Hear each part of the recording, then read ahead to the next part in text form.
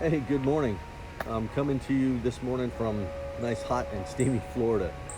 We got here last night all safe and sound, all masked up and everything else, and we're trying to do our best to just take a little break. I'm also using a new setup this morning, so I'm using my laptop instead of my iPhone. So learning how to use Facebook Live a little bit more effectively. Hopefully I'll be able to do like Zoom and share screens and do some more fun things in the future. Today though, I want to talk about problems just real briefly. Um, the way I define a problem is anything that happens that you don't expect, right? So if I plant 100 acres of corn and I expect to get 200 acres of or 200 bushels per acre, and I get 150, that's a problem. I expected 200, got 150, that's a problem. It's also a problem if I get 225 bushels per acre. Okay, now that's a great thing, right? It's better, but it's still a problem because I expected 200, I got 225. Um, so not all problems are bad, but every problem needs to be looked at. That's what we want to talk about. I want to focus on that analysis piece, right? If I got 225 when I was expecting 200, what happened? What was different? Can I repeat that? Can I get 225 every day or every year going forward? That's what I want to know. So that's why it's still a problem. One of the bigger challenges we have, though, and remember, a challenge is a positive thing, not necessarily a negative thing. It's something for us to achieve. It's something for us to look forward to. But we've been building systems for centuries that hide problems. Now, not necessarily hide them from us, but we want to hide the problems that we experience from other people because we've associated these with blame and shame and all kinds of other negative things that have happened when we report problems, things like that. If we're going to fix this in a workplace, then we've got to be able to open this up and we got to be able to allow everybody to tell us what the problems are. We got to build these systems so that they show us immediately when there's a problem. So if there's a problem, I want it to smack me in the face and I want it to be urgent enough that I have to stop and actually fix it, right? So even now, in many organizations that even do lean stuff, right?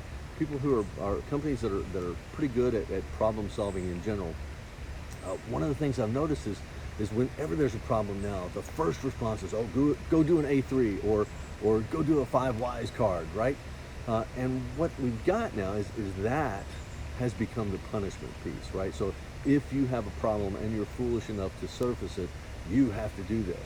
Okay, so we want to make doing this A3, which is just a piece of paper that documents the problem-solving journey, or a C4 card. I've got a couple of those I'll offer to you at the end of the video. But if that becomes the punishment, then it's drudgery. So we've got to make sure that it's easy and actually fun to kind of do these different problem-solving things. So here are a couple things I want you to keep in mind when you're having problems at work, okay? The first thing I want you to do is whenever there's a problem, you gotta write it down. Write it down, write it down, write it down. Don't just talk about this. I see way too many folks talking about problems, talking about. It extends meetings to hours long. Okay, so stop talking about problems. Write the damn thing down, right? Write it down. And then answer in writing these questions. Number one, what exactly happened? What happened? What did you see? Say what you see. Don't tell me what didn't happen. Don't tell me what you think happened. Tell me what you saw, okay? Write it down. Who knows enough about this to help? And who else is affected by this problem? Write that down. We want to be able to gather the team of experts who can help us solve this thing. 3, when did it occur? Is it only at night? Is it only on Tuesdays? Is it every day at 4 o'clock? Okay, so when does it happen? Is there any pattern to the way it happens? Where did this problem occur? Does it only occur in one spot or does it occur everywhere? And finally, how bad is it? So when I ask how, I want to know the severity of the problem, not how it actually happened. So how bad is it? So what's it costing us? What kind of delay is involved in this? People getting injured, all kinds of things like that. So answer those 5 questions. What, who, when, where, and how bad. And then try to break it down into something smaller, okay? And every time we break it down, we got to go through those 5 questions again. So break it down, break it down, break it down. I think the biggest problem with problem solving is we try to solve these huge problems, okay? And if the problem is too big, we're just not going to be able to solve it. Next, finally, prove that what you say is a problem is actually a problem by showing some real data and capturing that data in a baseline data set table. Okay, here are the key things I'm measuring. Here's the current measurement. Here's what we expected. That shows us the gap between that gap between what we expected and what we got, and that's our problem space that we have to close.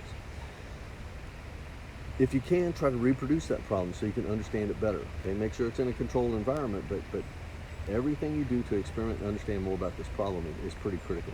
Okay, you're going to measure your solution against that baseline data set to see how far along you've come on that actual solution. Okay, so at my website, I've got a little C4 card that is designed to get employee engagement and problem solving. I've also got a bigger C4 A3 worksheet.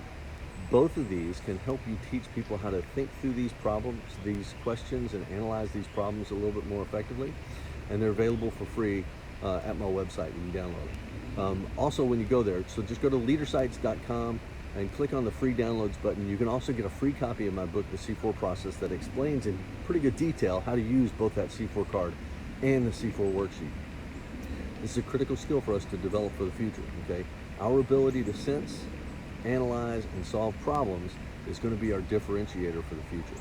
So let's start building those skills in our workforce. Okay, and as always, if you get hung up, give me a call. I'm going to go try to get out of these sweaty, sticky clothes now because I'm already sweating this morning. Have a great weekend, and hey, I'll see you tomorrow.